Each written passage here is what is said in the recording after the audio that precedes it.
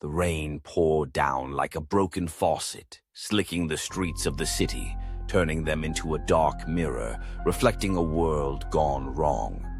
I was sitting in my office, the kind of place where dreams come to die and secrets linger like cigarette smoke.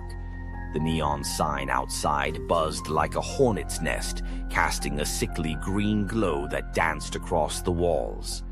I leaned back in my chair, the leather creaking like an old man's bones, and took a long drag from my cigarette, letting the smoke curl around my thoughts. That's when she walked in. She was a real knockout, the kind of dame that could stop traffic and make a man forget his own name. Her fur was a vibrant orange, and her eyes, sharp, intelligent, and a little wild, seemed to see right through me. "I'm looking for a detective," she said, her voice smooth like bourbon on the rocks. "I hear you're the best in this town." I grinned, but it didn't reach my heart. "Depends on what you're looking for, sweetheart. I don't do lost cats or missing puppies. This city's got a way of chewing those up and spitting them out." She leaned against the door frame, her posture casual but her demeanor tense. "It's not a cat I'm looking for. It's a monster." My interest piqued. "A monster, huh? You sure you're not just scared of the dark?" "No, I mean a real monster. He's been terrorizing the neighborhood, scaring the kids, stealing their laughter." I leaned forward, intrigued. "What's his name?" "Count von Count," she said, her voice dropping to a whisper.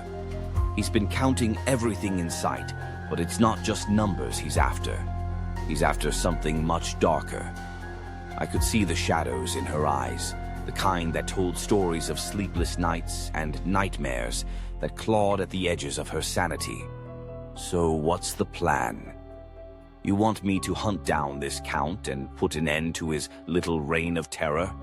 She nodded, a determined glint in her eye. "I need you to find him before he counts to 10. If he does, who knows what might happen?" I took another drag from my cigarette, letting the smoke curl around my thoughts. "You're talking about a real heavy here. This Count isn't just another petty crook. He's got a history, and he doesn't play by the rules." "Neither do you," she shot back, a fire igniting in her eyes. "That's why I came to you." I straightened up, the weight of her words settling on my shoulders like a heavy coat. "All right, doll, I'll take the case. But you better be ready for the truth. This city's got a way of twisting everything into something ugly." She stepped closer, her orange fur almost glowing under the neon light. "I can handle the truth. I just want to save the kids." I grabbed my fedora and slipped it on, the brim casting a shadow over my eyes. "Then let's get to work. We'll find this Count and put an end to his little game. But remember, in this city, nothing is what it seems." As I stepped out into the rain-soaked streets, the world around me felt alive, a pulsing heart beating beneath layers of grime and despair. I could hear the distant laughter of children, a sound so pure it cut through the darkness. But I knew that laughter was fragile, like glass, and it wouldn't take much for it to shatter.